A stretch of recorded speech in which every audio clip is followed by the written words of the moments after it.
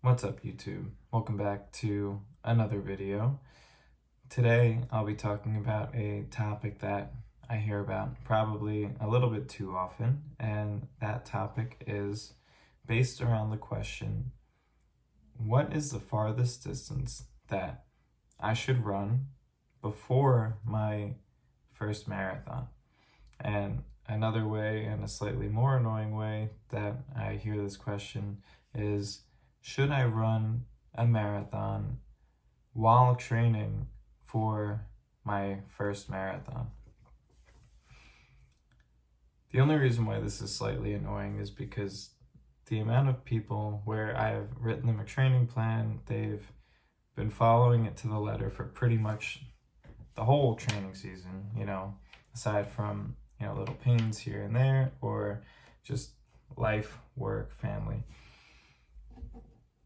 is they get to the final point in the training where we might do a peak week, which is the highest volume of effort in a single weekend that they would have done for the whole training cycle. And the point of this is to test your body and see basically where you stand and how you feel at this high volume before we enter the taper or recovery period before your race. Pretty logical. But when people hear that this is going to be their peak week and that I may have only programmed 18 to 20 to 22 miles into their long run that week, they get a little nervous because what they're thinking to themselves is, my marathon is 3 weeks away, 4 weeks away, and the farthest that I'm going to run while training for this marathon is only 20 miles. How do I know if I'm going to be able to finish another 6 miles? 6 miles sounds like a lot. It sounds like a little bit too much to leave up to chance. I don't like the sound of this. And then they go out, they run 26.2, and then their body, since they're not pro athletes, this is their first marathon, they may have only been training for this for 6 months, 8 months, even less, 4 months, and now they're sore and tired and achy for the next 3 weeks as they move towards the race. And of course now they're more nervous because they were expecting to start to feel better and better and better as the recovery weeks went by, but now they're not feeling that way, and now they're in a downward spiral mentally and physically because they put themselves in a bad position. Now, will they still be able to complete the race? Yes, I think so. As long as you don't, get in your head too much about it, of course you'll be able to complete the race. But I think this stems from a general misconception about what you're doing during your marathon training. I think people think that what you're doing is slowly but surely increasing that one long run day, and that long run day is the make or break of your training. And the other runs are nice to have in there, but they're more to just keep you active. But the long run day is what we're focusing on. And if you don't have something to bridge the gap in your mind from 20 to 26.2, then from your perspective, there's no way that it's happening. You don't trust yourself enough as a runner, you don't trust yourself enough as an athlete. Now that's one way that beginners think about it. How you should start to think about it to make this training easier on yourself and maybe ease your mind a little bit. Maybe you're a first-time marathoner. Maybe you want to do a marathon.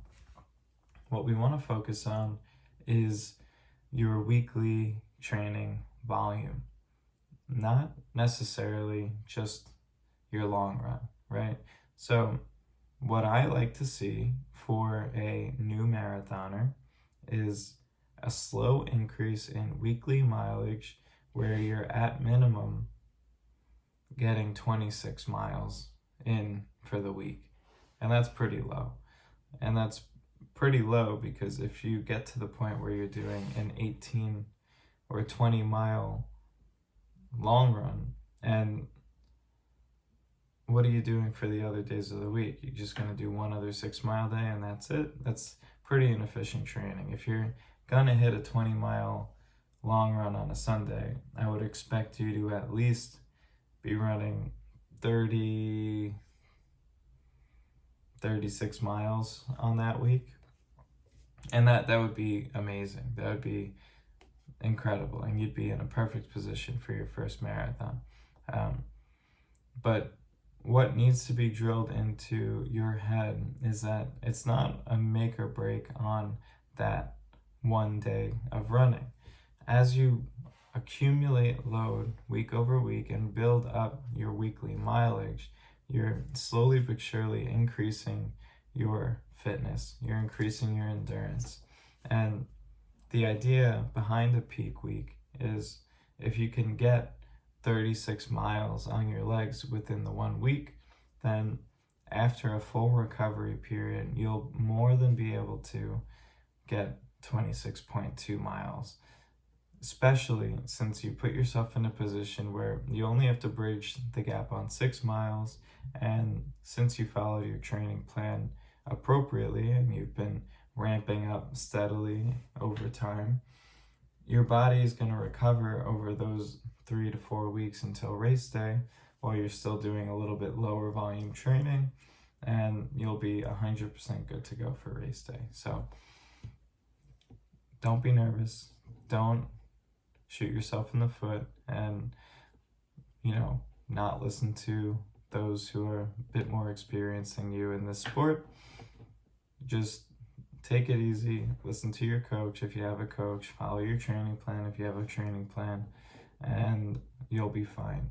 And if you don't have a training plan and you want to do something like an Ironman, I have a link in my bio where I am selling an Ironman Mastery training plan, which comes with a whole training program that basically teaches you everything that you need to know to go from 0 to an Ironman.